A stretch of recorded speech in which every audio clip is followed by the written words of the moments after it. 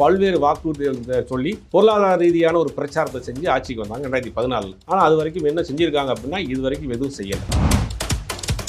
இந்த தேர்தல் முழுக்க முழுக்க விஷமத்தனமான வன்மத்தனமான பேச்சுகளை பேசி மக்களை வட மாநிலம் தென் மாநிலம் அங்கே போய் என்ன சொல்கிறது, யூபியில் போயிட்டு தென் மாநிலத்தில் இருக்கவங்கலாம் வேற மாதிரி அப்படின்னு பேசுறது, இங்கே என்ன செய்யறது, தமிழுக்காக நான் உயிரை கொடுப்பேன்னு பேசுறது. அதாவது மக்களை மொழி ரீதியாக முதல்ல பிரிக்கிறது, அப்புறம் என்னன்னா மத ரீதியாக பிரிக்கிறது, வெறுப்பு பிரச்சாரத்தை செய்கிறது. இதுதான் இந்த தேர்தலில் இவர்கள் செய்யக்கூடிய வேலை. ஆனால் இது ஒருபோதும் அவர்கள் கை கொடுக்காது. இது வரைக்கும் 5 கட்ட தேர்தல் நடந்து முடிஞ்சிருக்கு. இந்த 5 கட்ட தேர்தலையுமே அவர்களுக்கு சாதகமான சூழ்நிலை இல்லை. மாடு இருந்தால் அவர் மாடை பிடிக்குவார், மாட்டுக்கறி வச்சா காலையில் தொங்க விட்டுருவோம், நாங்கள் சீதைக்கு கோயில்கிட்ட போகிறோம். சரி ரைட்டு, எல்லாம் ரைட்டு, என்ன செய்ய போறீங்க? நீங்கள் நாட்டுக்கு என்ன செய்ய போறீங்க? இந்தியாவில் எல்லா மதத்தையும் சேர்ந்தவங்க தான் வாழ்றான். அப்போ எல்லாருக்கும் வளர்ச்சி இருக்குல்ல, எல்லாருக்கும் பசிக்குங்களா? தொடர்ந்து பாஜகவில் இருக்கக்கூடிய வேட்பாளர்களே பார்த்தீங்கன்னா ஒரு இடத்துக்கு ஓட்டு கேட்டு போகும்போது பார்த்தீங்கன்னா ஒரு மசூதி இருந்ததுன்னா டக்குன்னு ஒரு அம்பு எடுத்து விட்றது, அதுக்காக திரும்ப போய் அவங்ககிட்டே பேசுறதுங்கிற விஷயங்கள்லாம் பார்த்துருப்போம்ல. இதில் எந்த நாட்டிலையுமே நடக்காத ஒன்று தானே? இல்லை, இதுதான் அவர்களுடைய அரசியல் பாணி. இதனால் அவர்கள் மறைமுகமாக செய்துக்கிட்டு இருந்தாங்க. இப்போ தேர்தல் மேடையிலேயே அவங்க அதை பேசுகிறாங்க, செய்கிறாங்க. இந்த தேர்தலில் பார்த்தீங்கன்னா கிட்டத்தட்ட 130க்கு மேலே மாற்றுக் கட்சியிலிருந்து வந்த வேட்பாளர்கள், அது பல குற்றப்பின்னணியிலிருந்து வந்தவர்களை வேட்பாளர் அறிவிச்சிருக்காங்க. ஆர்எஸ்எஸ்க்கும் பிஜேபிக்கும் நேரடியான ஒரு மோதல், நேரடியாக ஒரு சைலண்டான ஒரு வார் போயிட்டு இருக்கு. பரகல பிரபாகர் ஒரு பகிரங்கமான ஒரு குற்றச்சாட்டு வைக்கிறார். ஜூன் 1ஆம் தேதி 7ஆம் கட்ட தேர்தல் முடிவடைய போகுது. ஜூன் 1லிருந்து இந்த ஜூன் 4 வரைக்கும் அந்த 3 நாட்கள் ஒரு பெரிய கலவரத்தையே செய்ய போறாங்க. தோல்வி அவங்களுக்கு புரிய ஆரம்பிச்சிருச்சு. 200 தொகுதிக்கு மேல அவங்க ஜெயிக்கிறதுக்கு வாய்ப்பே இல்லை. கவுண்டிங் அப்ப ஒரு பிரச்சனையை கிளப்புறது, அப்ப அந்த கவுண்டிங்கை நிப்பாட்டுறது, ஒவ்வொரு மாநிலத்துக்கும் ஒரு 4 தேர்தல் நடத்துறது, இப்ப கவுண்டிங் நடத்துறது, இந்த மாதிரியான வேலைகள்லாம் கடைசி நேரங்களில் செய்ய ஆரம்பிப்பாங்க. கொஞ்சம் ஜாக்கிரதையா இருக்கீங்க. அவரு பரகல பிரபாகர் ஒரு பரபரப்பான குற்றச்சாட்டை வச்சுக்கிறார். இறுதி கட்டத்தில் தேர்தல் ஆணையம் இன்னைக்கு பிஜேபியினுடைய 100 அங்கமாயிருச்சு. ஒரு மௌன புரட்சியை வட இந்தியர்கள் இந்த முறை செஞ்சிருக்கிறாங்க. அது தேர்தல் முடிவுகள் தெரியும்.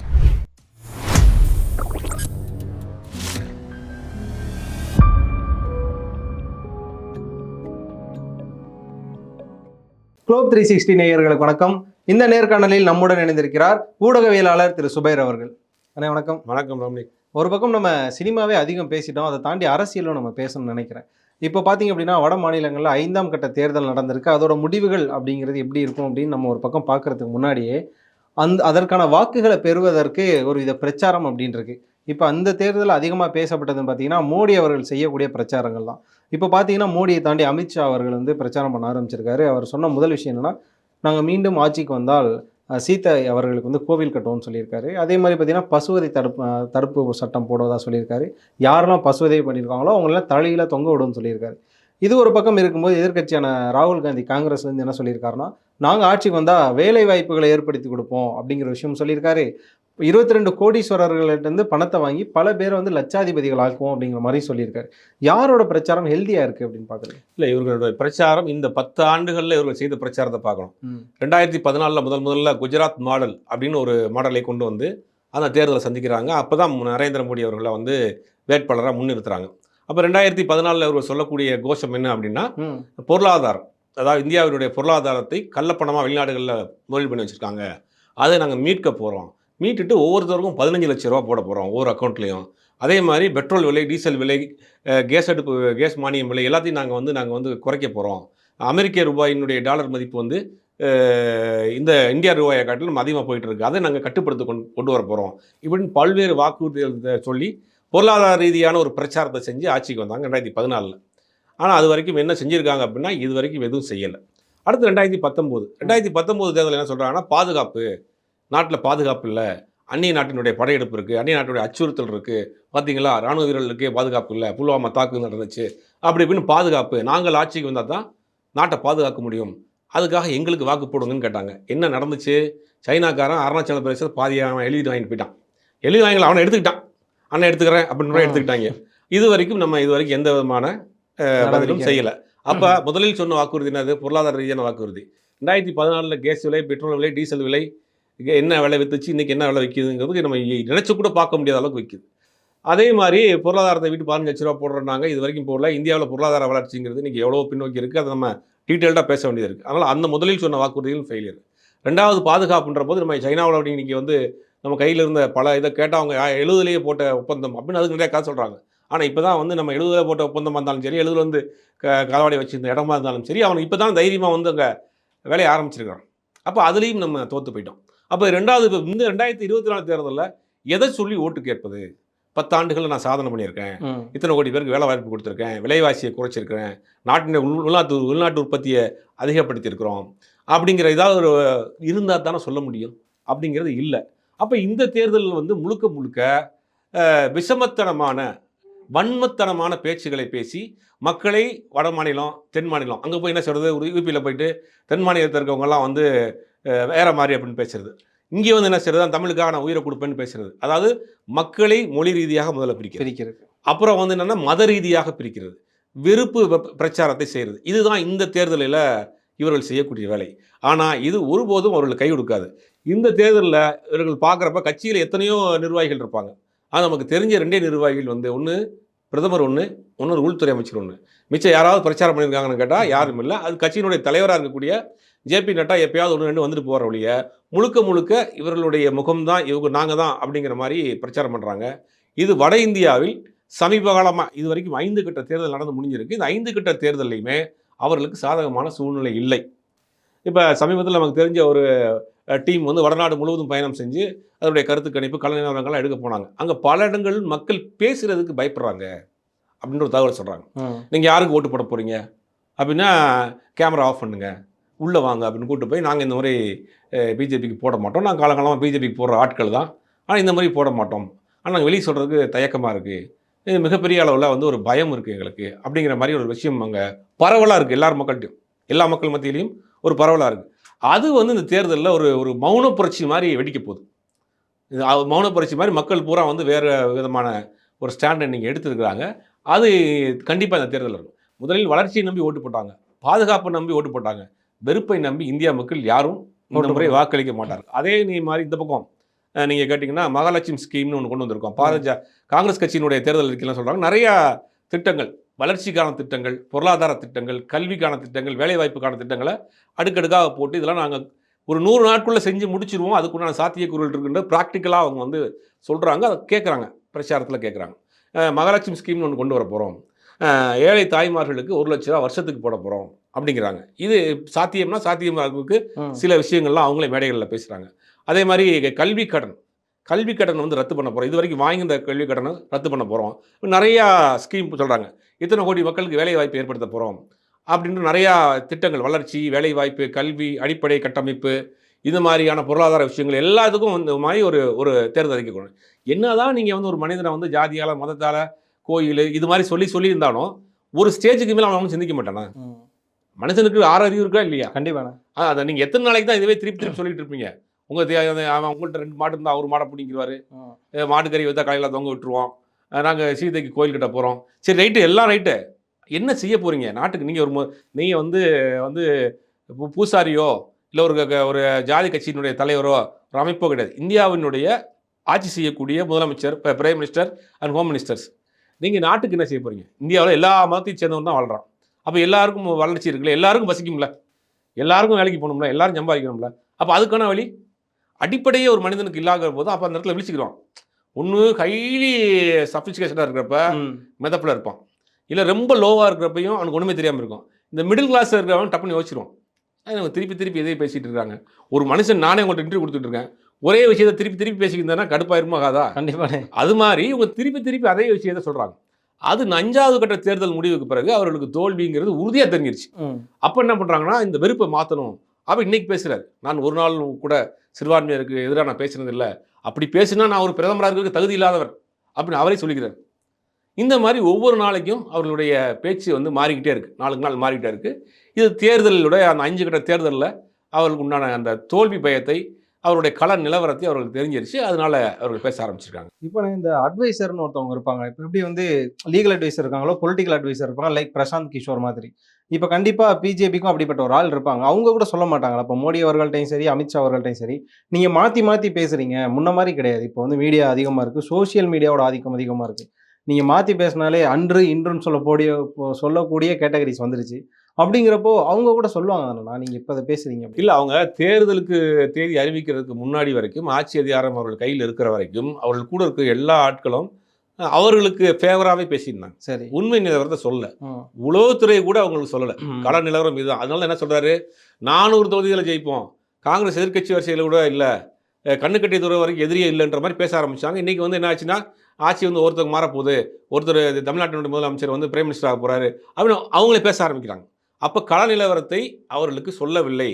அப்படியே சொல்லியிருந்தாலும் ஏற்றுக்கொள்ள மனநிலையில் அவங்க இல்லைன்னு தெரிஞ்சுதான் உளவுத்துறை அவர்களுக்கு அந்த விஷயத்தை சொல்லாமல் இருந்திருக்கு. இப்போ களத்துக்கு வந்து நேரடியாக மக்களை பார்க்குறப்ப அவர்களுக்கு ஆகா இதுதான் நடக்க போகுது அப்படிங்கிற விஷயம் தெரிய ஆரம்பிச்சிருச்சு. அப்போ தெரிஞ்சாலும் என்ன பண்ணணும், மக்களை பிளவுபடுத்தணும். ஒருத்தனை ஆத்திரப்படுத்தி கோவப்படுத்திட்டு உன்ட்ட மாட பிடிங்கி போயிடும் அப்படின்னா அப்போ இவங்க வந்து காப்பாற்றிடுவாங்களோ அப்படின்னு மக்களை வந்து திசை திருப்புகிற வேலையை, மக்களை உணர்ச்சி வசப்படக்கூடிய வேலையை செய்யணும் அப்படின்னு களத்துக்கு வந்த பிறகு சொல்கிறாங்க. இப்போ இவங்க களத்துக்கு வந்த பிறகு தான் இவங்க வந்து நம்ம இந்த முறை தான் கடைசி தேர்தல்ன்றது இப்போ தான் தெரியுது அவங்களுக்கு. அது வரைக்கும் என்ன நினச்சிருந்தாங்கன்னா நம்ம தான் ஜெயிக்க போகிறோம், எப்பயும் போல போவோம், ராமர் கோயிலை பற்றி பேசுவோம், மதத்தை பற்றி பேசுவோம், இன்னொரு ஜாதியை பற்றி பேசுவோம், மொழியை பற்றி பேசுவோம், 2 அழுவோம், ஏதாவது ஓட்டு போட்டுருவாங்க அப்படிங்கிற மாதிரியான ஒரு தோட்டத்தை இருந்தாங்க. ஆனால் கள நிலவரம்ங்கிற வந்து இன்னைக்கு வேர்ல்டு வைட் ஆயிடுச்சு, குளோபலைசேஷன் ஆயிடுச்சு. இன்னைக்கு எல்லார் கையிலையும் மொபைல் இருக்குது. நீங்கள் இந்தியாவில் இருக்கக்கூடிய இன்டீரியர் கிராமத்தில் கூட நீங்கள் கையில் மொபைல் வச்சுருக்கலாம். அவன் உலகத்தினுடைய அத்தனை செய்திகளையும் அவனும் ஓரளவுக்கு படிக்கிறான், பார்க்குறான், இல்லாட்டி யாராவது சொல்கிறானுங்க. இன்னொரு பெரிய என்னென்னா புலம்பெயர் தொழிலாளிகள், யூபியாக இருக்கட்டும், பீகாராக இருக்கட்டும், மத்திய பிரதேஷாக இருக்கட்டும், இந்த பகுதியில் இருக்கக்கூடிய புலம்பெயர் தொழிலாளர்கள் தென் மாநிலங்களுக்கு ஒவ்வொரு நாளைக்கும் ஆயிரக்கணக்கான பேர் வந்து இறங்குறாங்க. அப்படிங்கும்போது அந்த இங்கே இருக்கக்கூடிய இன்ஃப்ராஸ்ட்ரக்சரு, கல்வி முறை, மருத்துவ முறை, இந்த மக்களுடைய வாழ்வாதாரம் இதெல்லாம் அவங்க பார்க்குறாங்க இல்லையா. அப்போ இங்கே என்ன காரணம், அப்போ இங்கே இருக்கக்கூடிய அரசியல்வாதியை பேசுகிறதையும் கேட்குறாங்கல்ல. இப்போ டிக்கெட்டில் எவ்வளோ பார்க்குறோம் இருந்தாலும் சரி, ஹோட்டலில் எவ்வளோ பார்க்குறாலும் சரி, இங்கே இருக்கிற அரசியல்வாதி, இங்கே இருக்க மக்கள் பேசுகிறது கேட்குறாங்கல்ல. கண்டிப்பாக. அப்போ அவங்க கையில் மொபைல் வச்சுருப்பான், அப்போ இதை வந்து கன்வே பண்ணுவாங்கல்ல. அது ஒரு பெரிய தாக்கத்தை அங்கே ஏற்படுத்தியிருக்கு. ஒரு மௌன புரட்சியை வந்து வட இந்தியர்கள் இந்த முறை செஞ்சுருக்கிறாங்க. அது தேர்தல் முடிவுகள் தெரிய வரும். ஏன்னா நம்ம தொடர்ந்து பார்த்துருப்போம், அவங்களோட பிரச்சாரங்களில் பலவிதம் இருக்கும். அதுலேயும் பார்த்தீங்கன்னா இந்த தடவை ஜெயிச்சதுக்கப்புறமா திரு யோகி அவர்கள் வந்து எந்த மாதிரியான புல்டோசரை யூஸ் பண்ணுவாங்கன்னு பாருங்க அப்படின்னு ஒரு விஷயம் சொல்லியிருப்பாரு. தொடர்ந்து பாஜகவில் இருக்கக்கூடிய வேட்பாளர்களே பார்த்தீங்கன்னா ஒரு இடத்துக்கு ஓட்டு கேட்டு போகும்போது பார்த்தீங்கன்னா ஒரு மசூதி இருந்ததுன்னா டக்குன்னு வந்து ஒரு அம்பு எடுத்து விட்றது, அதுக்காக திரும்ப போய் அவங்ககிட்டே பேசுறதுங்கிற விஷயங்கள்லாம் பார்த்துருப்போம்ல. இதெல்லாம் எந்த நாட்டிலையுமே நடக்காத ஒன்று தானே. இல்லை, இதுதான் அவர்களுடைய அரசியல் பாணி. இதனால் வந்து அவர்கள் வந்து மறைமுகமாக செய்துக்கிட்டு இருந்தாங்க. இப்போ தேர்தல் மேடையிலேயே அவங்க அதை பேசுகிறாங்க, செய்கிறாங்க. இதை வந்து அவர்கள் செய்தது எனக்கு தெரிஞ்சு நல்லது. இப்போ தான் அவருடைய முகம் தெரியுது மக்களுக்கு. இது வரைக்கும் வந்து பாதிக்கப்பட்டவர்கள் மக்கள் மட்டும்தான் பேசிகிட்டு இருந்தாங்க, எங்களை நாங்கள் பாதிக்கப்பட்டிருக்கோம் எங்களை பண்ணுறாங்கன்னு. இப்போ ஓப்பனாகவே அவங்க செய்கிறப்ப எல்லாருக்கும் அவருடைய இது தெரியுது. ஓஹோ, இவங்களுடைய வேலையை தான் போல, மக்களை வந்து பிளவுபடுத்தி பார்க்குறது, ஒருத்தர் தாழ்ந்து ஒருத்தரை உயர்த்தி பார்க்குறப்ப வேலை போல. இது இந்தியா மாதிரியான நாட்டில் வந்து யாரும் வந்து ஏற்றுக்கிற மாட்டாங்க. இன்றைக்கி என்னென்னா, ஒரு இந்துவாக இருக்கட்டும், முஸ்லீமாக இருக்கட்டும், கிறிஸ்டினாக இருக்கட்டும், வீட்டில் தான் அவன் வீட்டை விட்டு கிளம்பிட்டான்னா அவங்க காமனாக எல்லோரும் ஒரு ஆள் தான். ஒரே இடத்துல தான் வேலை செய்கிறோம், ஒரே இடத்துல தான் சாப்பிட்றோம், ஒரே காலேஜ் தான் படிக்கிறோம், ஒரு 8 மணி நேரம் 10 மணி நேரம் தூங்குறதுக்கு மட்டும் தான் வீட்டுக்கு போகிறோம். கண்டிப்பாக இது எல்லாரும் சேர்ந்து தானே இருக்கிறோம். அப்படிங்கும் போது எனக்கு தெரிஞ்ச 2 ஃப்ரெண்டாக இருப்பான், இல்லை அவனுக்கு தெரிஞ்ச இன்னும் 2 ஃப்ரெண்டாக இருப்பான். அப்படிங்கும் போது இதெல்லாம் வந்து அவனுக்கு டிஸ்கஸ் பண்ணுறதுக்கே அசிங்கமாக நினைப்பானுங்க. அப்படி தான் இன்றைக்கி வரைக்கும் இருக்குது. இதே சூழ்நிலை தான் இந்தியா முழுக்க. ஆனால் ஒரு சில ஏரியாங்களில் இவர்கள் அந்த இதை மதவாதத்தை ஊட்டி வச்சுருந்தாங்க. அதுவுமே இப்போ கொஞ்சம் கொஞ்சமாக மக்கள் மத்தியில் தெளிவடைய ஆரம்பிச்சிருச்சு. ஏன்னா படிக்கிறான், வேலைக்கு போகிறான், அவனும் பார்க்குறான் இல்லையா. அப்படிங்கும்போது அவர்களுக்கு கொஞ்சம் தெளிவாயிருச்சு. இவர்கள் இந்த ஸ்டாண்டை எடுத்தது எதிர்க்கட்சிகளுக்கு ஒரு பெரிய அல்வா சாப்பிட்ட மாதிரி. இந்த வெறுப்பு பிரச்சாரத்தை இவர்கள் கையில் எடுத்தது வேறு எதுவுமே அவங்க பேசலை. அப்போ அதுவே அவர்களுக்கு பெரிய செட்பேக்காக ஆயிடுச்சு அப்படிங்கிறது தான் உண்மை. இப்போ நார்த் இந்தியாவிலேருந்து இங்கே நம்ம தமிழகத்துக்கு வந்து நிறைய பேர் நம்மளோட வாழ்வாதாரத்தை பார்த்து ஆச்சரியப்பட்டாங்கன்னு சொன்னீங்க. இப்போ பாஜகவில் இருக்கக்கூடிய அஸ்வத்தாமன் அப்படிங்கிறவர் ஒரு இன்டர்வியூவில் சொல்லியிருப்பாரு, நீங்கள் நினைக்கிற மாதிரிலாம் இல்லைங்க, யூபி எங்கேயோ போயிடுச்சு, அவன் எங்கேயோ போயிட்டாங்க, ஒரு தடவை யூபி போயிட்டு வாங்க அப்படின்னு சொல்லி ஒரு பேச்சு பேசுவார். உண்மையாகவே யூபி அப்படி மாற்றிருக்காங்களா? இல்லை, அப்படி மாற்றிருந்தா ஏன் வட மாநில தொழிலாளர்கள் இங்கே டெய்லி 1000 பேர் வந்து இறங்கணும்? சென்ட்ரல் ரயில்வே ஸ்டேஷனில் போய் இறங்க சொல்லுங்கள், அவரே கொண்டு போய் எங்கே சொல்லுங்கள். குறைந்தபட்சம் 1000 பேர் டெய்லி வந்து ட்ரெயினில் வித்தவுட்டோ டிக்கெட் போட்டோ எங்கேயோ உட்காந்து வந்துடுறான். 1000 பேர் வந்து இறங்குறான் டெய்லி பெட்டி செட்டியோட. அப்படிங்கும் போது எதுக்கு வர்றான்? நீங்கள் 10 வருடம் வந்து அங்கே ஆட்சியில் இருக்க, யூபிலையும் ஆட்சியில் இருக்கீங்க. ஆமாம். அப்போ அந்த மக்களுக்கு ஏதாவது அடிப்படை செஞ்சு கொடுத்துருக்கணும்ல. குறைந்தபட்சம் அவனுடைய வருமானம் ஒரு 500 ரூபாயாவது அவனுக்கு வருமானத்துக்கு அடிப்படை தொழில் உருவாக்கியிருக்கணும்ல. ஏன் இங்கே நோக்கி வர்றான்? அப்போ அவனுக்கு வருமானம் மட்டும் கிடையாது, அவனுக்கு கல்வி, மருத்துவம், மதிப்பு, மரியாதை, பாதுகாப்பு எல்லாம் இங்கே தான் இருக்குது. இப்போ நீ 1000 ரூபா சம்பளத்துக்கு ஒரு ஹோட்டலில் வேலைக்கு வர்றான், டீ மாஸ்டர் வரானோ, இல்லாட்டி ஃப்ரைட் ரைஸ் போடுறதுக்கு வரானோ, அவன் வந்து போகிறான். ஒரு 2 வருஷத்துக்கு குடும்பத்தோடு கூட்டு வந்துடுறான். ஒரு குடும்பத்தை கூட்டு வந்து ஒரு 5000 ரூபாய்க்கு ஒரு வாடகைக்கு வீடை பிடிச்சிருந்தான்னா, அவர் 2 குழந்தை வருதுன்னு வச்சுங்க. அந்த 2 குழந்தைய கொண்டு கார்பரேஷன் ஸ்கூலில் வர்றான். ஸ்கூல் ஃபீஸ் ஃப்ரீ, யூனிஃபார்மும் ஃப்ரீ, புக்கு ஃப்ரீ, சாப்பாடு போட்டுறாங்க. அந்த குழந்தை வளர்ந்து வருதா, ஹையர் எஜுகேஷன் வரைக்கும் ஃப்ரீ. அது மாதிரி உடம்பு சரியில்லையா ஆஸ்பத்திரிக்கு போனால் ஆஸ்பத்திரியில் ஃப்ரீ. தனியார் இது அரசாங்க மருத்துவமனை இருந்தால் கூட நிறைய ட்ரஸ்ட்டுக்குள்ள ஹாஸ்பிட்டலும் ஃப்ரீயாக நிறையா பார்க்குறாங்க. எல்லா விதமான ட்ரீட்மெண்ட்டும் இன்றைக்கி வந்து ஃப்ரீயாக வந்து கொடுக்கக்கூடிய மருத்துவ கட்டமைப்பு தமிழ்நாட்டில் இருக்குது. அது சமீபத்தில் கூட குஜராத்லேருந்து ஒரு மருத்துவ குழு வந்தாங்க, வந்து பார்த்துட்டு ஆச்சரியப்பட்டு போய் சொல்லி போனாங்க எல்லா விதமான ட்ரீட்மெண்ட்டும் சிங்கிள் ரூஃபில் இருக்குது அப்படின்னு. அப்போ சிங்கிள் ரூஃபில் இருக்குன்னா வட இந்தியாவில் எப்படி இருக்குது? ஒரு எக்ஸ்ரே எடுக்கணும் இன்னொரு ஆஸ்பத்திரிக்கு போகணும், பிளட் டெஸ்ட் எடுக்கணும் இன்னொரு ஆஸ்பத்திரிக்கு போகணும். இது நம்ம ஊர் கிராமத்தில் கூட, கிராமத்தின் ஆரம்ப சுகாதார நிலையத்தில் கூட அடிப்படையான மருத்துவ உதவிகள் செய்யறதுக்கு உண்டான எல்லா ஸ்ட்ரெச்சர் இருக்குது. ஒவ்வொரு மாவட்டத்துக்கும் ஒரு மெடிக்கல் காலேஜ் இருக்குது, மருத்துவ கல்லூரி இருக்குது, மருத்துவமனை இருக்குது. அப்படிங்கும்போது எல்லா விதத்துலையுமே இந்த இந்த இந்த மாடல், திராவிட மாடல் வந்து இந்த 50 ஆண்டு காலத்தில் நீங்கள் ஒரு கட்டமைப்பு வச்சுருக்காங்க. இப்போ நீங்கள் அந்த வட இந்திய தொழிலாளருக்கு, வட இந்திய மக்களுக்கு அடிப்படை வாழ்வாதாரத்தை நீங்கள் ரெடி பண்ணி கொடுத்தீங்கன்னா அவன் ஏன் இங்கே வர போகிறான்? அப்போ அவர்கள் வந்து தொடர்ந்து வந்து இதை செய்யலை. அது இப்போ அவங்க மக்களுக்கு புரிஞ்சிருச்சு. இப்போ பாஜகவில் வந்து ஒரு கொள்கை ஒன்று இருக்காங்க, 75 வயசு ஆகிட்டா அவங்க வந்து எந்த பதவியிலும் இருக்கக்கூடாது அப்படின்னு சொல்லி ஒரு விஷயங்கள் இப்போ பரவலாக பேசிடுவோம், நம்ம எல்லாருக்குமே தெரியும். அந்த ஒரு கேள்வி இருக்குல்ல, இப்போ மோடி அவர்களுக்கு வந்து இன்னும் ஒரு 2 வருடத்தில் 3 வருடத்தில் 75 வருஷம் வயசு ஆயிடுச்சு. அப்போ அவர் அந்த பதவியிலேருந்து வந்துடுவார் அப்படின்னா அந்த பதவிக்கு யாரை வந்து அவங்க எலிஜிபிளாக கொண்டு போவாங்கன்னு ஒரு கேள்வி. 2 பேர் அடிபடுது. ஒன்று அமித்ஷா, இன்னொன்று பாஜகவுடைய மகாராஷ்டிரா துணை முதலமைச்சராக இருக்கிற பட்னாவிஸ். பட்னாவிஸ் அப்படின்னா அவர் நேரடியாக ஆர்எஸ்எஸ் கோரில் இருக்கக்கூடிய முக்கியமான லிஸ்ட்டில் அவர் தான் ஃபர்ஸ்ட்டில் இருக்காங்க. சித்பவ பிராமின்ஸ்லேயே அவர் தான் ஒரு டாப் மோஸ்ட் பிராமின். அந்த சித்பவ பிராமின்ல இருக்கவங்க தான் இந்தியாவில் இருக்கக்கூடிய டாப் மோஸ்ட் பதவிகள்லாம் இருப்பாங்க. அந்த கம்யூனிட்டியை சேர்ந்தவர். ஆர்எஸ்எஸ்ஸினுடைய முக்கிய தலைவர் இல்லை, முக்கிய நம்பிக்கைக்குரிய ஆட்கள் ஒருத்தராக இருக்கார். அப்போ பட்னாவிஸ் அமித்ஷா அப்படிங்கிற மாதிரி தான் சொல்லலாம். அதனால தான் வந்து அரவிந்த் கெஜ்ரிவால் சொல்கிறார், இந்த முறை ஜெயிச்சாலுமே அவர்கள் வந்து மோடியை வந்து பிரைம் மினிஸ்டர் ஆக்க மாட்டாங்க, இவங்க 2 பேர்த்துல யாரோ ஒருத்தர் ஆக்க போகிறாங்க அப்படின்ற மாதிரி அவர் ஒரு தகவல் சொல்கிறார். ஜெயிக்கிறதுக்கு வாய்ப்பு இல்லை. வாய்ப்பு இன்றைக்கி பார்த்தீங்கன்னா வட இந்திய ஊடகங்கள், வட இந்திய பத்திரிகைகள் தொடர்ந்து எழுத ஆரம்பிச்சிருச்சு. அதுக்குள்ளுக்குள்ள என்னென்னா அங்கே நிறைய காரணங்களோட ரொம்ப டீப்பாக எழுதியிருக்கிறாங்க. டீப்பாக வட இந்திய ஊடகங்களில் இன்றைக்கி அதை பற்றி டீப்பாக எழுத ஆரம்பிச்சிட்டாங்க. உள்ளுக்குள்ளே என்ன நடந்துகிட்டு இருக்குது பிஜேபியிலன்னு. உட்கட்சி பூசல் கிட்டத்தட்ட 125 130 பேருக்கு மாற்றுக் கட்சியிலேருந்து வந்தவர்களுக்கு சீட் கொடுத்துருக்காங்க. அப்போ இந்த கட்சியிலேருந்து ஆரம்பத்துலேருந்து இருக்கான்ல, அவன் வேலை செய்ய மாட்டான். அது ஒவ்வொரு மாநிலத்திற்கும் அந்தந்த கட்சியினுடைய பாஜகவினுடைய முகமாக இருக்கக்கூடிய முக்கிய தலைவர்கள் வந்து விலகி இருக்காங்க, விலக்கி வச்சிருக்காங்க. மகாராஷ்டிரா, மத்திய பிரதேசத்தை பொறுத்த வரைக்கும் சௌகானாக இருக்கட்டும், வசுந்தரா தாஸ் சிந்தியாவாக இருக்கட்டும், இங்கே கர்நாடகாவில் வந்து பார்த்தீங்கன்னா இந்த எடியூரப்பாவாக இருக்கட்டும், இந்த மாதிரி ஒவ்வொரு மாநிலத்திற்கும் அந்த மாநிலத்தினுடைய முகமாக இருக்கட்டும் பல பேரை வந்து அவங்க ஒதுக்கி வச்சிருக்காங்க. அதனால் அவர்களுடைய ஒத்துழைப்பு இல்லை, உட்கட்சி பூசல். ஆர்எஸ்எஸ்க்கும் பிஜேபிக்குமே நேரடியாக ஒரு பகை ஓடிக்கிட்டே இருக்குது. பலரை வந்து ஆர்எஸ்எஸ் ரெக்கமெண்ட் பண்ணியிருக்கு வேட்பாளராக, அதை யாரும் இவங்க நிராகரிச்சிட்டாங்க. அதனால் ஆர்எஸ்எஸ்னுடைய சுயசேவாக்குன்னு ஒரு அமைப்பு இருக்குது. அவர்கள் தான் இந்த இடையில அடிமட்டத்தில் உள்ள போய் வேலை செய்யக்கூடிய ஆட்கள். அவர்கள் இந்த முறை சரியாக வேலை செய்யலை. அதனால் நான் சொல்லலை, வட இந்தியாவிலிருந்து வரக்கூடிய பத்திரிகைகளும் செய்திகளும் இதை எழுத ஆரம்பிச்சிட்டாங்க. ஆர்எஸ்எஸ்க்கும் பிஜேபிக்கும் நேரடியான ஒரு மோதல், மறைமுகமான நேரடியாக ஒரு சைலண்டான ஒரு வார் போயிட்டு இருக்கு. ஆர்எஸ்எஸ்னுடைய அடிமட்ட கட்டராக இந்த சேவா ஆட்கள்லாம் வந்து வேலை செய்யலை, உட்கட்சி பூசல் இருக்குது, இவர்கள் தோக்குறதுக்கான காரணம் போட்டிருக்காங்க. தோக்குறதுக்கான ஒரு பெரிய காரணங்களை வட இந்திய பத்திரிகைகள் ஊடகங்கள்லாம் லிஸ்ட் போட ஆரம்பிச்சிருச்சு. ஏன் தோக்க போகிறாங்க, ஏன் இந்த நிலைமை வந்திருக்கு. அப்போ இவர்களுடைய முகமாக குஜராத்துடைய பாஜகவை மாற்ற பார்க்குறாங்க அப்படிங்கிற ஒரு கோபமும் கட்சிக்கு உள்ளே இருக்குது. அப்படிங்கும்போது எல்லாம் சேர்ந்து வந்து அவர்களுக்கு இந்த முறை வந்து ஒரு தோல்வியை பரிசாக இந்திய மக்கள் கொடுக்க போகிறாங்க அப்படிங்கிற தகவலும் வந்துகிட்டே இருக்குது. ஊடகத்தை தான் பொதுவாக பேச விட மாட்டாங்களே மற்ற மாநிலங்களில். தமிழகத்தில் இருக்கிற அளவுக்குள்ள ஊடக சுதந்திரம்ங்கிறது மற்ற மாநிலங்களில் கிடையாதானே? இல்லை, வட இந்தியாவில் இல்லாமல் தான் இருந்துச்சு. இப்போ கைமீறி போனவனே சொல்லியே தான் ஆகணும். எத்தனை நாளைக்கு நீங்கள் மறைச்சு வைப்பீங்க? மக்களுடைய மனநிலையை நீங்கள் பேசலைன்னா எந்த ஊடகமே அது வந்து பின்னுக்கு தள்ளப்பட்டுரும். அப்போ களத்தில் வந்து விஷயத்தை பேசி ஆணுங்கிற ஒரு கட்டாயத்துக்கு அந்த ஊடகங்கள் வந்துருச்சு, இப்போ பேச ஆரம்பிச்சிருக்கு. தொடர்ந்து நம்ம பார்த்துருப்போம், ட்விட்டர் மட்டும் நிறையா சோஷியல் மீடியாஸில் இங்கேருந்து பூத்தில் போயிட்டு பிஜேபி அந்த தாமரைக்கு ஓட்டு போடுற ஒரு விஷயம் இருக்கும்.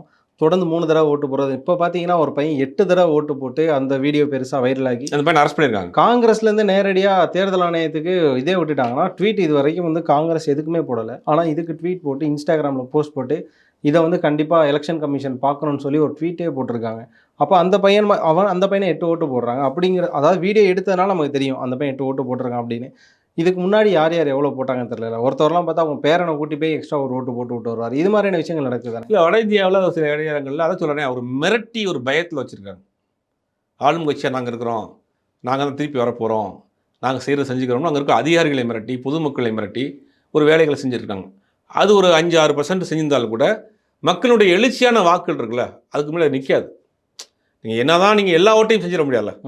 ஒரு பூத்துக்கு ஒரு 1000 ஓட்டு இருக்குன்னா ஒரு 50 ஓட்டு 100 ஓட்டு நீங்கள் அந்த மாதிரி செஞ்சுருப்பீங்க. மிச்சம் 90 ஓட்டு உங்களில் 90 ஓட்டில் 80 ஓட்டு உங்களுக்கு எதிராக தானே விழுக போகுது. அப்படி இந்த அலை அடிக்கிறப்ப உங்களுக்கு அதெல்லாம் முன்னாடி போகும். எவ்வளோக்கு எவ்வளோ முடியுமோ அவ்வளோக்கு இந்த டைம் வந்து எல்லா விதமான குறுக்கு வழிகளையும் கையாண்டுருக்காங்க. இன்னொரு படி மேலே போய் என்ன சொல்கிறாருன்னா, நிர்மலா சீதாராமனுடைய கணவர் பரகல பிரபாகர் வந்து ஒரு பகிரங்கமான ஒரு குற்றச்சாட்டை வைக்கிறார். ஜூன் 1ஆம் தேதி 7ஆம் கட்ட தேர்தல் முடிவடைய போகுது. ஜூன் 1லேருந்து அந்த ஜூன் 4 வரைக்கும் அந்த 3 நாட்கள் ஒரு பெரிய கலவரத்தையே செய்ய போகிறாங்க. ஏன்னா இவர்கள் தோல்விக்கான காரணம் தெரிஞ்சு போச்சு. தோல்வி அவங்களுக்கு இது புரிய ஆரம்பிச்சிருச்சு. 200 தொகுதிக்கு மேலே அவங்க வந்து ஜெயிக்கிறதுக்கு வாய்ப்பே இல்லை அப்படின்னா ஒரு பெரிய பொருளாதார நிபுணர், ஒரு அரசியல் ஆலோசகர், பிஜேபியினுடைய செய்தி தொடர்பாளர் இருந்தவர், அவர் ஒரு குற்றச்சாட்டு வைக்கிறார். இந்த மாதிரி அடுக்கடிக்கான குற்றச்சாட்டு வைக்கிறார். அப்போ வந்து என்னென்னா கவுண்டிங் அப்போ வந்து ஒரு பிரச்சனையை கிளப்புறது, அப்போ அந்த கவுண்டிங்கை நிப்பாட்டுறது, ஒவ்வொரு மாநிலத்துக்கும் ஒரு நாளில் தேர்தல் நடத்துறது, இப்போ கவுண்டிங் நடத்துறது, இந்த மாதிரியான வேலைகள்லாம் கடைசி நேரங்களில் செய்ய ஆரம்பிப்பாங்க. கொஞ்சம் ஜாக்கிரதையாக இருங்கன்னு அவர் பரகல பிரபாகர் வந்து ஒரு பரபரப்பான குற்றச்சாட்டை வச்சிருக்கிறார். இதை வந்து நம்ம சாதாரண போகிற போக்கில் எடுத்துக்க கூடாது. ஏன்னா செய்யக்கூடிய ஆட்கள் தான். கண்டிப்பாக. அதனால் நம்ம வந்து முடிந்த அளவுக்கு ஜனநாயக ரீதியாக சட்ட ரீதியாக நம்ம போராடி தான் பார்க்கணும். இறுதி கட்டத்தில் தேர்தல் ஆணையம் வந்து இன்றைக்கி வந்து பிஜேபியினுடைய இன்னொரு அங்கமாயிருச்சு. பிஜேபியில் எப்படி ஐடி விங் இருக்குது, அந்த மாதிரி ஒரு விங்காக இன்றைக்கி தேர்தல் ஆணையம் வச்சு, தேர்தல் ஆணையம் எந்த அரசியல் கட்சிக்கும் கட்டுப்படாமல் இருக்கணுங்கிறது தான் ஒரு தன்னாட்சி அதிகாரம் பெற்ற அமைப்பாக உருவாக்கப்பட்டது. இன்றைக்கி அதில் பார்த்தீங்கன்னா ஏகப்பட்ட குளறுபடிகளை பண்ணி முந்தைய என்ன பண்ணுவாங்கன்னா, தேர்தல் ஆணையத்தை நியமிக்கிறதுல வந்து ஒரு உச்சநீதிமன்றத்தினுடைய நீதிபதியை அந்த கேட்டகரியில் ஒருத்தரும் தேர்தல் ஆணையர் தேர்ந்தெடுக்கிறதுல ஒருத்தராக இருப்பார். நீங்கள் அவரை நீக்கிட்டாங்க. இன்றைக்கி தேதி அறிவிக்கிறதுக்கு முன்னாடி அவசரமாக ஒரு தேர்தல் ஆணையம் நிர்வகிக்கிறாங்க. அதே மாதிரி தேர்தல் ஆணையம் தயாரிக்கக்கூடிய அந்த எலக்ட்ரானிக் ஓட்டிங் மிஷின் தயாரிக்கக்கூடிய அந்த பாரத் பெல் நிறுவனத்தில் வந்து பிஜேபியினுடைய ஒருத்தர் வந்து எம்டியாக போட்டிருக்கிறாங்க. இப்படி என்னென்ன வழியில் அவர்கள் வந்து குறுக்கு வழியில் என்னென்ன செய்ய முடியுமோ எல்லா வகையிலும் செய்து வச்சுருக்கிறாங்க. அதே மீறி மக்கள் ஒரு பெரிய ஒரு மௌனமான ஒரு புரட்சி செஞ்சுருக்கிறாங்க. தேர்தல் முடிவு அது தெரியும். அண்மையிலே மகாராஷ்டிராவில் ஒரு பிஸ்னஸ் மேன்ஸ் எல்லாருமே ஒரு மீட்டிங் நடத்தியிருப்பாங்க. கிட்டத்தட்ட பார்த்தீங்கன்னா ஒரு பொருளாதாரத்துக்கான ஒரு மீட்டிங் மாதிரி தான், இந்த இன்வெஸ்டர்ஸ் மீட்டிங் சொல்லுவாங்க.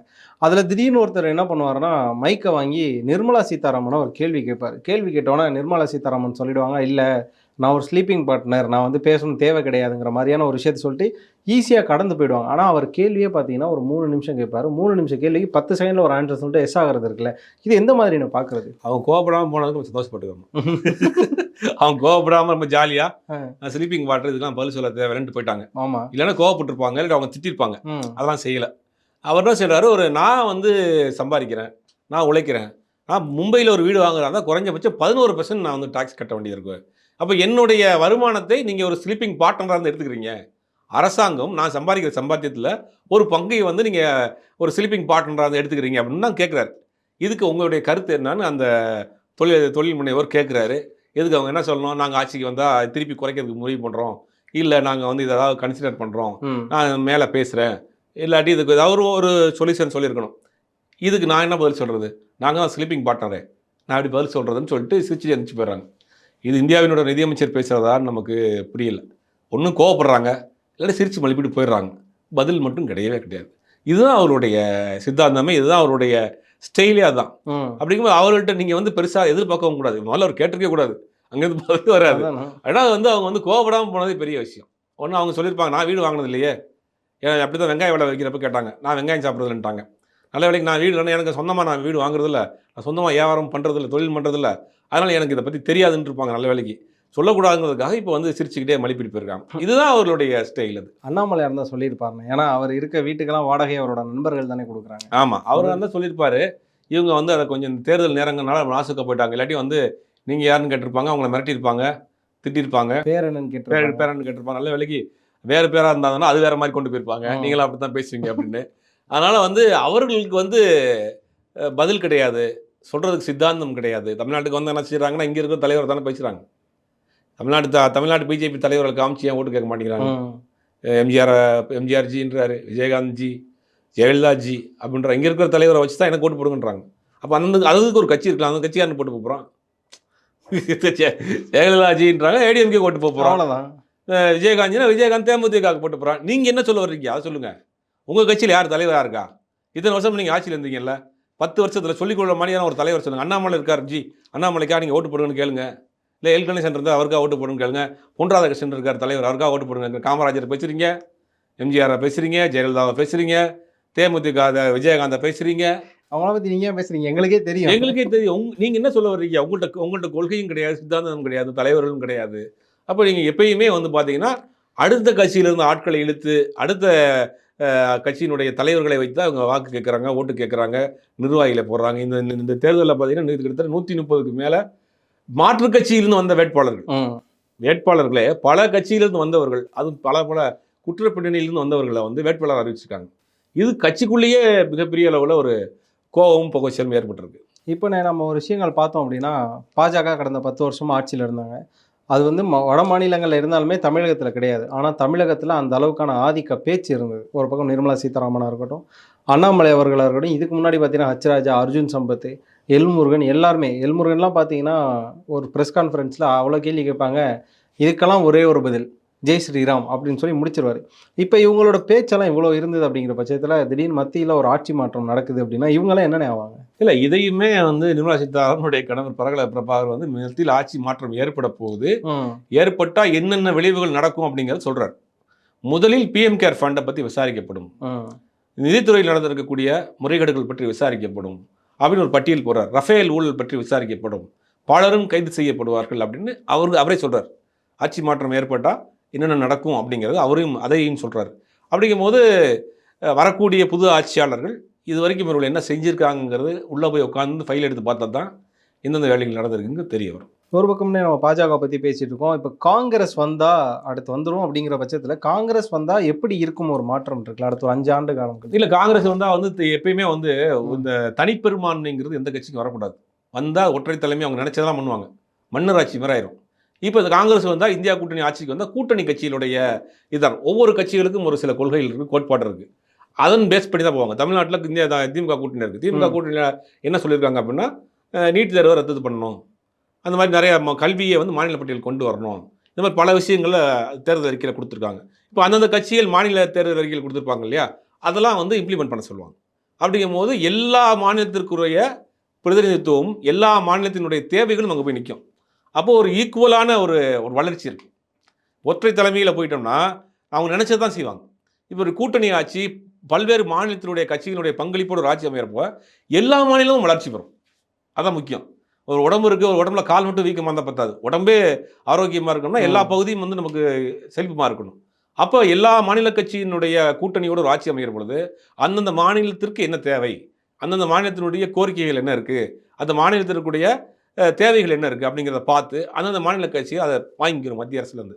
அப்படிங்கும்போது எல்லா மாநிலங்களும் அதனுடைய தேவைகளை பூர்த்தி செய்கிறோம், எல்லா மாநிலமும் ஒரு ஈக்குவலான ஒரு வளர்ச்சியை நோக்கி போகும். இப்போ நான் எல்லாருக்குமே வந்து ஒரு பயம் கலந்த ஒரு சிந்தனை இருக்குது. என்ன அப்படின்னு பார்த்தீங்கன்னா, இப்போ வந்து நம்ம ராஜீவ் காந்தி எடுத்துக்கோ, அவரோட மரணம் எப்படி இருந்தது நமக்கு தெரியும். அதுக்கடுத்து இந்திரா காந்தி அவர்களோட மரணம் எப்படி இருந்ததுன்னு தெரியும். அவங்களாம் வந்து என்னதான் அவங்களாம் பார்த்தீங்கன்னா போஸ்டிங்கில் இருக்கும்போதே இறந்து போனாங்க இல்லையா. ஒரு பக்கம் ராஜீவ் காந்தியுமே வெடிகுண்டில் தான் இருந்தார், இந்திரா காந்தி சுட்டுக் கொல்லப்பட்டாருங்கிறப்போ இப்போ இருக்கக்கூடிய இவ்வளோ ஒரு கடினமான சூழ்நிலையில் ராகுல் காந்திக்கு என்ன வேணால் நடக்கலாங்கிற மாதிரியான ஒரு சிந்தனைகளும் யோசனைகளும் எழுதிட்டு இருக்காங்கல்ல. இல்லை, அது அந்த இந்திரா குடும்பத்திற்கு ஒரு பெரிய ஒரு சாபக்கேடு தான் அது. ராகுல், ராஜீவாக இருக்கட்டும், இந்திராவாக இருக்கட்டும், எல்லாமே வந்து படுகொலை செய்யப்பட்டு தான் இறந்துருக்குறாங்க அப்படிங்கிறது நம்ம மாற்றுக்கிறது கிடையாது. அதை செய்தவர்கள் யார் அப்படிங்கிறத நம்ம விவாதிக்க வேணாம். அதுக்கு பின்னாடி நிறைய கதைகள் இருக்குது, நிறைய அரசியல் இருக்குது, நிறைய உள்குத்து இருக்குது, அதை பற்றி நிறையா பேச வேணாம். ஆனால் ராகுலை பொறுத்த வரைக்கும் கொஞ்சம் எச்சரிக்கையாக இருக்கிறது நல்லது தான். ஏன்னா ரொம்ப ஃப்ரீயாக இருக்கிறாரு. அதாவது சாதாரண ஒரு வார்டு கவுன்சிலர் மாதிரி போயிட்டு இருக்காரு, எல்லாரு கூடயும் போகிறாரு, எல்லாரு கூடயும் பேசுகிறாரு. அப்படிங்கும் போது ஏன்னா இப்போ நாட்கள் நெருங்க அவரை வந்து பாதுகாக்க வேண்டியது ஒரு கடமை. அது அரசாங்கத்தில் இருக்க ஆட்கள் வந்து மறைமுகமாக இருக்கக்கூடிய இப்போயே நிறைய பேர் டெல்லியில் வந்து பேச ஆரம்பிச்சிட்டாங்களாம். இப்போ யார் கேபினெட்டில் வர போகிறாங்க, ஆட்சி மாற்றம் என்ன பண்ணால் அதிகாரிகள் மட்டத்தில் பேச்சுவார்த்தை நடந்துகிட்டு இருக்காங்க. இப்போ டெல்லியிலேருந்து வரக்கூடிய செய்திகள்லாம் சொல்கிறாங்கன்னா ஆட்சி மாற்றம் நடப்பது உறுதி அப்படின்னு மாதிரி அதிகாரிகள் மத்தியில் அந்த பேச்சுவார்த்தை யார் போடணும். அப்படிங்கும்போது அந்த உளவுத்துறை எல்லாம் இவர்களுக்கு ஒரு பாதுகாப்புகள், அந்த பாதுகாப்பு வளையத்துக்குள் வந்துடுவார். நாட்கள் நெருங்க அந்த மாதிரி நடந்துடும். ஏன்னா பிரியங்கா காந்தி பிரச்சாரத்தில் சொல்லியிருக்காங்க, எங்களோட தாத்தா பாட்டியெல்லாம் அப்படி தான் இறந்தாங்க, நாங்களே அதை சொல்லி ஓட்டு கேட்கல, ஆனால் பிரதமர் அவர்கள் பார்த்தீங்கன்னா ஏழை தாயின்பாங்கன்னு சொல்லிட்டு இப்போ வரையும் சொல்லி ஓட்டு கேட்குறாங்க. இப்போ வரைக்கும் அந்த ராஜீவ் காந்தியுமோ அதுக்கப்புறம் இந்திரா காந்தியுமோ வச்சுங்க ஓட்டு கேட்காதுக்கான ஒரு காரணம் என்னென்ன? அதான் ஒரு நாகரிகமான அரசியல். செத்த வீட்டில் செத்த பணத்தை வச்சு, இறந்து போனவங்களை வச்சு அரசியல் செய்கிறது கேவலம்னு நினைக்கிறாங்க. இன்னைக்கு ராஜீவ் காந்தி இன்னும் ஒரு 5000 இந்தியாவில் பிரைம் மினிஸ்டர் தான் இந்தியாவை எங்கேயோ வளர்ச்சியாக போயிருக்கும். அவர் இன்னைக்கு குறைந்த வயதில் இங்கே படுகொலை செய்யப்படுறார் தமிழகத்துல. ஒரு முறையாவது ராகுல் காந்தி தமிழ்நாட்டில் வந்து எங்கள் அப்பா இறந்து போனார், நாங்கள் தனியாக இருக்கிறோம், அனாதையாக இருக்கிறோம், எங்களுக்கு ஓட்டு போடுங்க அப்படின்னு அழுதுருக்காரா, பேசியிருக்காரா? கண்டிப்பா இல்ல. ஒரு வார்த்தை கூட. அதான் நாகரிகமான அரசியல்வாதிக்கும் இவர்களுக்கும் உள்ள வித்தியாசம். ஒரு வார்த்தை இங்கே வந்து நான் இந்த மாதிரி எங்கள் அப்பா அம்மா இழந்துட்டோம், நாங்கள் அப்பா இழந்துட்டோம், பாட்டி இழந்துட்டோம், நீங்கள் வந்து எங்களுக்கு ஓட்டு போடுங்க, அது இந்த மண்ணில் தான் என் தகப்பனாருடைய உயிர் போச்சு, இந்த மண்ணிலேருந்து கேட்குறேன், எனக்களுக்காக ஓட்டு போடுங்கன்னு கேட்கல. ஒரு வார்த்தை இது வரைக்கும் கேட்டிருக்காரா? இங்கே வந்து ரொம்ப ஜாலியாக என்னமோ அவர் சொந்த ஊர் மாதிரி இங்கே ட்ரீட் பண்ணிட்டு போகிறார். அப்போ அதுதான் ஒரு நாகரிகமான அரசியல், அதான் ஒரு பரம்பரை அரசியல்வாதி. அவங்களுக்கு தெரியும் எந்த இடத்துல, தமிழ்நாட்டு மட்டும் கிடையாது, இந்தியா முழுவதுமே எங்கேயுமே போய் இறந்து போனவங்களை பற்றி வச்சு ஓட்டு கேட்குறதோ, இல்லை பணத்தை வச்சு ஓட்டு கேட்குறதோ, சென்டிமெண்ட்டாக அவங்கள டச் பண்ணுறதோ கேட்கலாம். அவங்களுக்கு கேட்குறதெல்லாம் வளர்ச்சி, எங்களுக்கு ஓட்டு போடுங்க, நாட்டை வளர்ச்சி பாதையில் கொண்டு வர்றோம், வேலைவாய்ப்பு உருவாக்குறோம், இருக்கக்கூடிய பல்வேறு பொதுத்துறை நிறுவனங்களை மீட்டு எடுக்கிறோம். ஏன்னா 70 ஆண்டுகள் அவர்கள் அப்படி தான் செஞ்சுருக்காங்க. வெள்ளக்காரன் வந்து இந்தியாவை வந்து நம்மள்ட்ட ஒப்படைச்சிட்டு போகிறப்ப இந்தியாவில் இருக்கக்கூடிய எல்லா வளத்தையும் எடுத்துட்டு 4-5 ஓஞ்சி போன 2-3 ராக்கெட் லான்ச்சர் 2-3 ஃப்ளைட்டை போட்டு வெறும் கட்டடங்களை மட்டும் விட்டுட்டு போயிட்டான். மீதி எல்லா வளத்தையும் எடுத்துகிட்டு போயிட்டான், ஒன்றுமே இல்லை. அப்போ எல்லாத்தையுமே 70 ஆண்டுகளில் இன்றைக்கி உருவாக்குனது யாருன்னா காங்கிரஸ் கட்சி. உயர்தர கல்வி நிறுவனங்களாக இருக்கட்டும், பெட்ரோலிய நிறுவனங்களாக இருக்கட்டும், டிரான்ஸ்போர்ட்டிங், ஏர்போர்ட்டு, ரயில்வே ஸ்டேஷன் எல்லாத்தையும் மேம்படுத்தி உருவாக்கியது வந்து 70 வருஷம் ஒரு ஸ்ட்ரெச்சரை போட்டது வந்து காங்கிரஸ் கட்சி. நீங்கள் காங்கிரஸ் கட்சி ஒன்றுமே செய்யலை, காங்கிரஸ் கட்சி இன்றைக்கி 130 கோடி இருக்க மக்களில் இத்தனை வருஷமாக எப்படி வாழ்ந்துட்டு இருக்கோம்? எத்தனை ஒரு வருஷத்துக்கு எத்தனை டாக்டர் உருவாகிறாங்க, எத்தனை இன்ஜினியர்ஸ் உருவாகிறாங்க, எத்தனை சயின்டிஸ்ட் உருவாகிறாங்க? இன்றைக்கி உலகம் முழுக்க போய் இன்றைக்கி நம்ம ஆட்கள் சாதனை பண்ணுறாங்கன்னா யார் போட்ட ஸ்ட்ரெச்சரு? நீங்கள் போட்டதா? 70 வருஷத்துக்கு முன்னாடி போட்ட ஸ்ட்ரெச்சரு. இன்றைக்கி இன்றைக்கி இந்தியாவில் இருக்கக்கூடிய சுந்தர் பிச்சையாக இருக்கட்டும், தமிழ்நாட்டை சேர்ந்தவர், அவர் எந்த கல்வி முறையில் படிச்சுட்டு போனார்?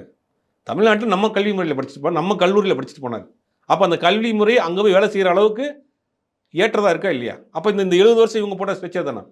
கல்வி முறையை மாற்ற போகிறோம், புதிய கல்விக் கொள்கை கொண்டு வர போகிறோம், கல்வியோடு சேர்த்து வேறு தொழில் கற்றுக்குங்க, குருகுல கல்வி முறையை கொண்டு வரதுக்கு பின்னோக்கி போகிறீங்க.